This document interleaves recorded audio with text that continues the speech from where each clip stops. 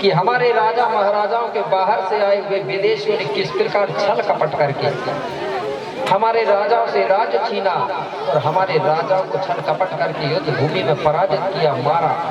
वो बात तो बहुत पुरानी बात है।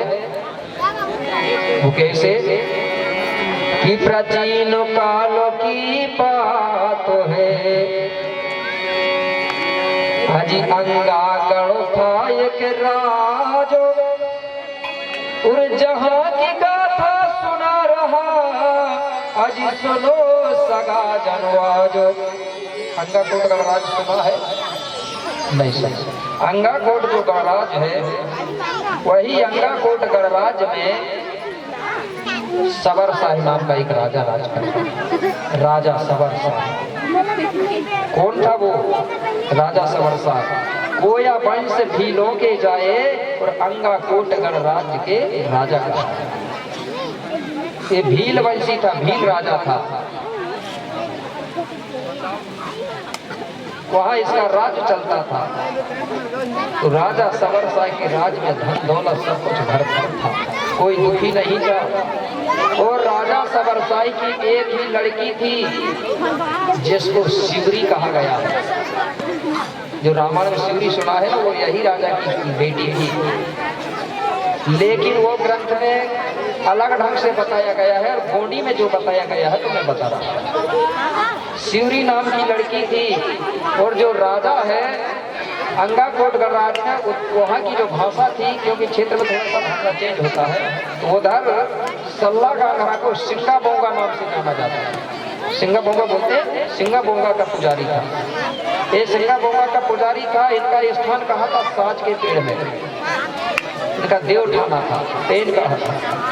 तो राजा क्या करता था, जब भी पूजा करने जाता था अपना एक कुल भूमिका का बेगा पुजारी उसको लेके जाता था। तो सबर शाह का भूमिका पुजारी कौन था? बेगा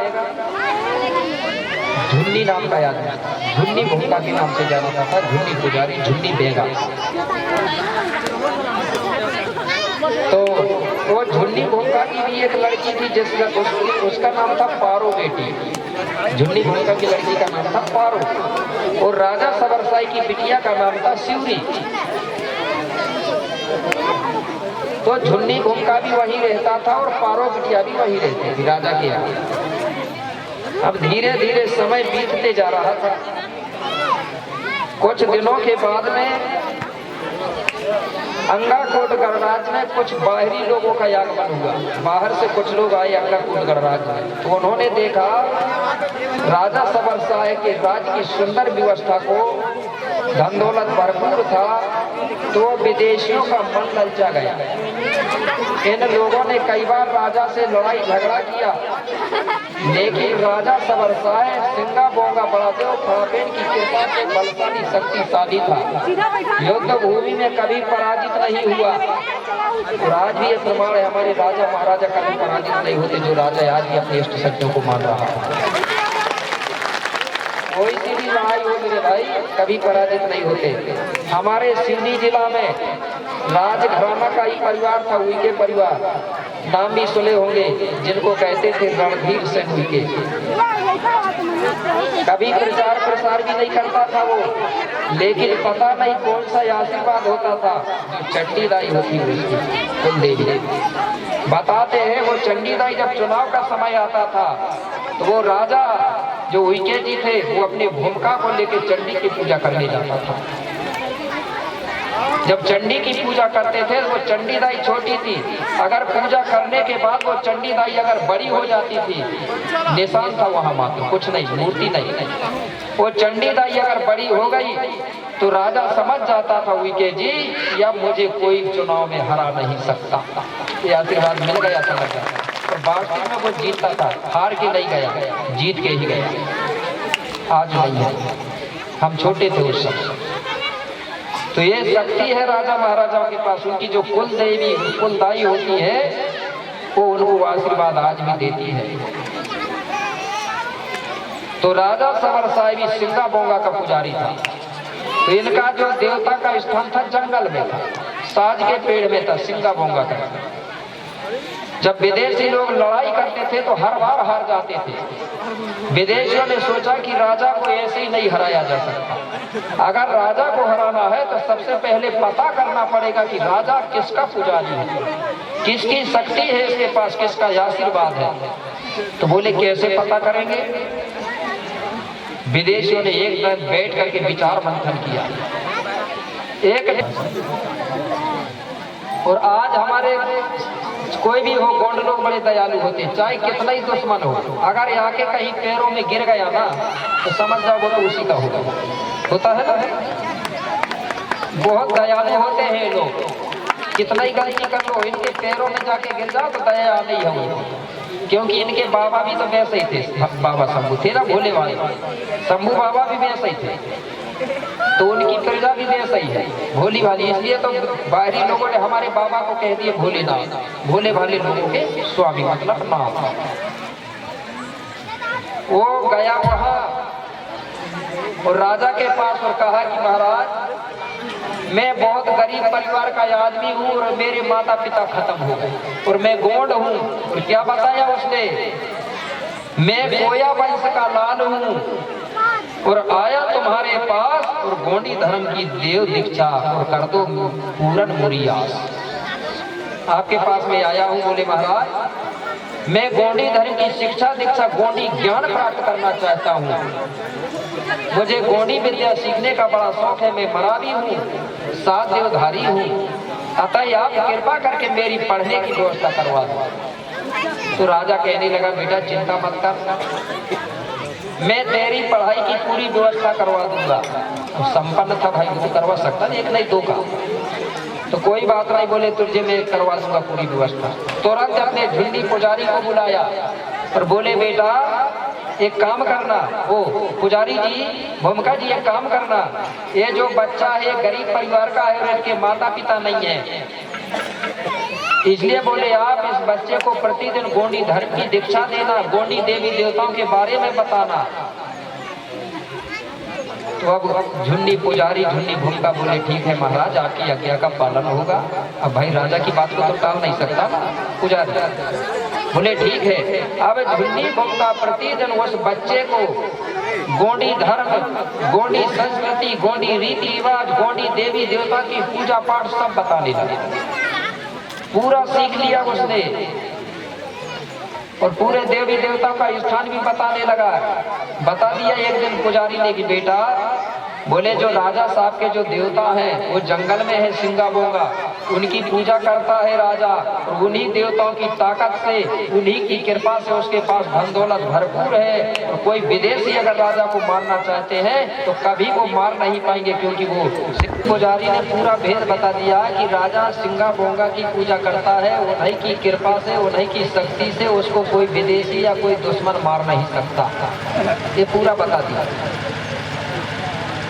अब जब पूरी जानकारी उस जासूस को पता चल गया, अब जासूस सोचने लगा कि वो स्थान कौन सा है जहाँ राजा जाता है पूजा करने और उसकी कृपा से वो कभी हार नहीं खाता। ये जगह देखने के लिए कोशिश करने लगा। एक दिन अचानक राजा अपने पुजारी के साथ और अपनी बिटिया, वो राजा अपने पुजारी के साथ कहीं घूमने के लिए बाहर चला गया। उसने साथ में झुन्नी पुजारी की जो वो शिवरी है उसको भी ले गई और घर में छोड़ दिया। सिर पे झुन्नी भूमिका की लड़की को छोड़ दिया घर में कि आप घर देखना, हमको समय बाद आ जाए। तो घर में छोड़ा गया किसको? पारो बिटिया को। पारो बिटिया किसकी लड़की थी? झुन्नी भूमिका की, झुन्नी पुजारी और शिवरी राजा सवरसाई। तो ये सब लोग घर से कहीं बाहर घूमने चले गए। अब घर में कौन रहा? पारो बेटी। अब जासूस ने सोचा कि आज अच्छा मौका मिला है, आज कोई नहीं है, पुजारी जी की लड़की बस है। तो जैसे ही वो चले गए तो जासूस क्या बोला वो लड़का पारो बिटिया से, बोले जी जी दीदी, बोले मैं आपसे एक बात पूछना चाहता हूँ। बोले आप बताओगी कि नहीं? तो बोले पता होगा तो बता दूंगी। बोले तो बोले तुम्हारे जो राजा है बोले और तुम्हारे जो दादा है पुजारी बोले, वो प्रतिदिन सुबह और शाम के समय में बोले घर से बाहर कहाँ जाते हैं? तो पारो बिटिया बोली, बोले भैया जंगल में बोले सिंगा भोंगा का स्थान है, तो वहाँ हमारे जो दादाजी हैं, पिताजी हैं हमारे, वो राजा को लेके पूजा करवाने जाते हैं। तो बोले बहन वो स्थान बोले हमको दिखा दो। पारो बिटिया मना करने लगी, बोले नहीं, बोले हम किसी दूसरे लोगों को नहीं बताते वो स्थान। वो बार बार निवेदन करने लगा कि बोले बता दो। तो पारो बिटिया बोली कि मैं बता सकती हूँ, लेकिन मेरा एक शर्त है, बोले वो मानना पड़ेगा आपको। बोले कौन सा? बोले तुमको जब मैं ले जाऊंगी बोले तो तुम्हारे आंख में बोले कपड़े बांध दूंगी, आंख बंद कर दूंगी और तुम्हारा हाथ पकड़ के ले जाऊंगी। कहाँ? वो पेंठाना देवता का स्थान था, वहाँ जाके तुम्हारे आँख खोल दूंगी तो तुम देख लेना, और जब वापिस होगे तो फिर तुम्हारी आँख भाग के लाऊंगी बोले। तो बोले ये शर्त मंजूर है? बोले हाँ। तो बोले ठीक है, तैयारी करो। तो वो ये जासूस ने क्या किया, पारो बिटिया ने देख नहीं पाई और राई के दाना रख दिया सरसमा में, तो कपड़े में बांध के और अपने साथ में छुपा के रख लिया। और पारो बिटिया से बोला कि हाँ, बोले जी जी चलो, बोले रख लो। अब पारो बिटिया पे पता ही नहीं चला कि इसने क्या छुपा के रख लिया है। अब पारो बिटिया ने कपड़े लाई और आंख में बांध दी और हाथ पकड़ के अब ले जाती है जंगल की तरफ। अब आगे आगे पारो बेटी चल रही है हाथ पकड़ के, पीछे पीछे जासूस चल रहा है। उसी समय उसने क्या किया, चलते जाता था और जो सरसों राई के बीजा है ना, उनको रास्ते में धीरे धीरे छोड़ के चला जा रहा था, बिखेरते चला गया। अब वहां जैसे ही पहुंचे तो पारो बेटी ने आंख खोल दिया, बताई, बोले ये है हमारे बोले पिताजी और दादाजी का स्थान, बोले राजा साहब का स्थान। उसने देखा तो वहां कुछ नहीं था, पेड़ बस लगा था। बोले ये स्थान? हाँ। बोले हमारे राजा बोले ये प्राकृतिक पेड़ पौधे की पुजारी है, इन्हीं की पूजा करते, इसी को सिंगा बोंगा बोलते हैं। वहाँ कोई फोटो भी नहीं, ना कोई मूर्ति भी नहीं। खूब दर्शन किया, पहचान कर लिया कि ये पेड़ कौन सा है। फिर वापसी में पारो बेटी ने आंख बांधी, फिर लेके आ गई और छोड़ दिया। कुछ दिनों के बाद में वो जासूस वहां से भाग गया घर से। अब जाके बताया वो उन लोगों को, विदेशियों को, कि बोले मैंने पूरा पता करके आ गया, बोले पूरा भेद लिया। राजा बोले सिंगा बोंगा का पुजारी है, और बोले उनका जो स्थान है जंगल में है, एक पेड़ में। बोले तो बोले अपनों को वहीं जाना है और उस पेड़ को काटना है, उस देवता की शक्ति को नष्ट करना है, भ्रष्ट करना है, फिर राजा को हम आराम से मार लेंगे। सबसे पहले उसके देवठानों को मिटाना है, नष्ट करना शक्ति को। अब ये इंतजार करने लगे बरसात का, लेकिन बोले बरसात में जा पाएंगे? बोले क्यों? कि भयंकर जंगल है, बोले हम रास्ता भटक जाएंगे। अच्छा, तो बरसात में कैसे चले जाएंगे?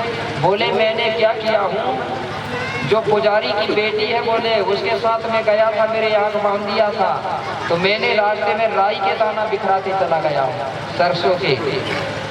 जब पानी गिरेगा तो वो राई के दाने उग जाएंगे, पेड़ निकल जाएंगे, तो हम उसी राई के पेड़ों को देखते हुए चले जाएंगे। अब ये वर्षा का इंतजार करने लगे। जब वर्षा हुई, राई के दाने उग गए, पेड़ बन गए। एक दिन ये लोग रात के समय में मेरे भाई वो देवठाना को मिटाने के लिए कोई राई के दाने पेड़ उगे हुए थे, उनको देखते हुए रात के समय 12 बजे के लगभग पहुंच गए। पहुंचने के बाद इन लोगों ने उस पेड़ को काट करके रात्रि में गिरा दिया, देवठाना को भ्रष्ट करने के लिए, मिटाने के लिए काट के गिरा दिया।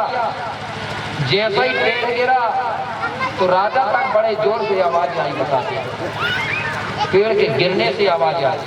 राजा ने पूरी अपनी सेना को तैयार किया।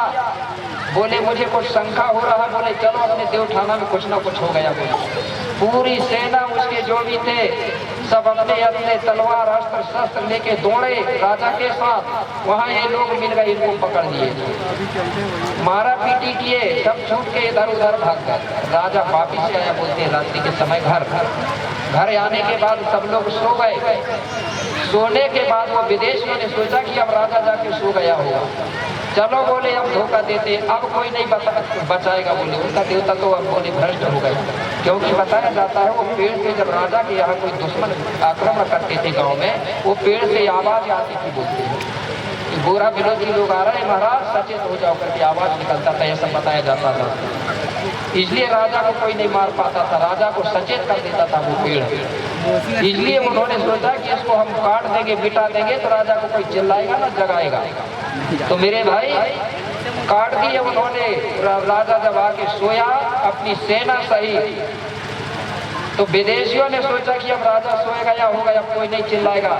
रात्रि को जाके धोखा देके और सोई हुई प्रजा और राजा को उन लोगों ने धोखा से काट के मार डाला। लेकिन वहां धोखा से सिवरी बच गई। सिवरी जब सुबह उठ के देखती है तो सब मरे पड़े हुए थे, सिवरी रोने लगी। अब तो कोई नहीं है मेरे, बोले अब क्या करूं, हो सकता है विदेशी लोग आकर के मुझे भी ना मार दें। इस डर के कारण सिवरी ने अपने पूरे राज से कपड़े उतारी और घर में छोड़ दिया और फटे टूटे पुराने कपड़े पहन के जंगल चली गई और जंगल में कुटिया बना के और बड़ा देव पड़ा पहन के सुमरन करते रही और अपना समय बिताती रही। यही सिवरी राम को जूठे बेर खिलाती है। क्यों खिलाई, इसका कारण है मेरे भाई, ये भील नहीं थी, भील वंश की। क्यों खिलाई, राम जब धीरे धीरे दक्षिण तरफ आ रहा था तो दक्षिण भारत के लोग पूरे गोंडी बोलते थे। क्या बोलते थे, गोंडी। तो राम को ये भाषा समझ नहीं आ रही, ये बोल के आ रहा है, इनकी भाषा समझूंगा कैसे मैं। तो सबसे पहले मुझे गोंडी सीखना है। तो किसी ने बता दिया था कि सिवरी गोंडी भाषा जानती है और जंगल में रहती है, आप उसके पास जाइए। लेकिन यहाँ गाथा को बदल के बताया गया। ये लोग आए और सिवरी से कहे कि माँ, बोले तुम गोंडी भाषा जानती हो? बोले हाँ। तो बोले हमको गोंडी सिखाई। बोले बेटा गोंडी अगर सीखना है, जल्दी सीखना है तो एक उपाय है। बोले कौन सा?